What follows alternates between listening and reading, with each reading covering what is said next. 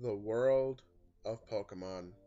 Over the past 20 years, we have seen 7 very unique regions that have been inspired by real-world locations. The regions of Kanto, Johto, Hoenn, and Sinnoh are all based off of Japan. The Kalos region is based off of France, and the Unova and Alola regions are based off the United States. There are still many places in the real world Game Freak could choose as a location to draw inspiration from, and that is the goal of this series. To pick apart of the real world and reimagine it as if it were a Pokemon region.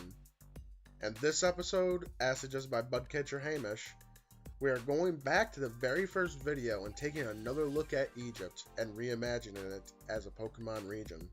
Egypt, the land of sand and pharaohs, a land as old as time itself, filled with grand deserts and hidden oases. We've always had a desert in most Pokemon regions, but we've never seen a full region sign in an expansive desert. It could work, and Egypt could be the only desert-based location that could pull this off as a Pokemon region. Not only do we have the golden sands of the desert, but Egypt also plays home to the Nile, the greatest river of life that has made ancient Egypt into the power it was. But there is still more to this great land. Down in the southern part of the country is the canyon-like valley where the ancients buried their dead, the Valley of the Kings. All this makes Egypt into a great beauty that it is. But with the region's features set in stone, we need a map, and this is what I have envisioned it as. As always, the red squares are the cities and the blue circles are the towns. I wanted the Pokemon League in the Valley of the Kings because I can only imagine how epic a Victory Road set there could be like. But with the region itself set up, it's time to fill it with Pokemon, and like always I have 3 amazing examples that would make great inspirations for Pokemon. And we'll start this off with a non-animal actually, the Lotus Flower. When I brainstormed Pokemon that could be here, I had to include this beautiful flower. This could even be a regional variant for Roserade and Roselia. Instead of grass and poison, it could be fairy and poison, which would be a very unique type and an extremely powerful Pokemon. And I can only begin to imagine the beauty of this Pokemon inspired by the Lotus Flower. Next up is the Egyptian Hoopoe, a very adorable bird that is widespread across Africa, Europe, and Asia, but they are in the Nile River Valley year-round, so they would make a great flying-type Pokemon for this region. And there is only one typing I can see this animal with, and that is the rock and flying typing. It just has the coloration for it perfectly. There are a few Pokemon with this typing already, but I would like to see a basic flying-type Pokemon to have this addition to it.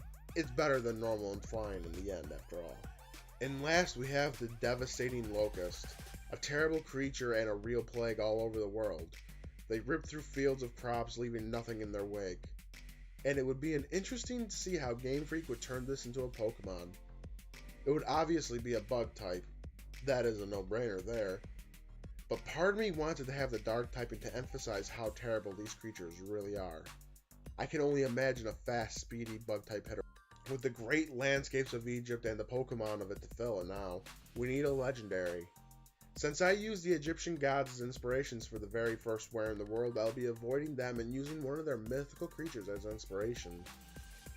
And this one is perfect, the Heracos Sphinx. It is very similar to the original Sphinx, the only difference that it has a hawk's head instead of a human's. It would be the perfect ground and flying type legendary, and it could be part of a trio featuring other Sphinxes. Actually, that's a great idea. Hey Game Freak, make this and the Australian region happen, okay? All joking aside, going back to Egypt and looking at it again makes me realize that this is one of the places in the world that deserves to be a Pokemon region. It has the landscape, the animals, and the mythology. A trifecta perfection right there. I hope one day we actually get to see this happen. In the next episode of Where in the World, we will be returning to Finland for a closer look at it. The series is all thanks to each and every one of you watching. If you ever want to see a location for this series, and if it's new, or I did it a while back, or part of a group video, leave it in the comments below, and I will add it to the list. And as always, I will give you a shout out as thanks for helping me keep this series going. If you enjoyed this location and video, leave it a like and share it around. It helps me grow the channel and I really appreciate it.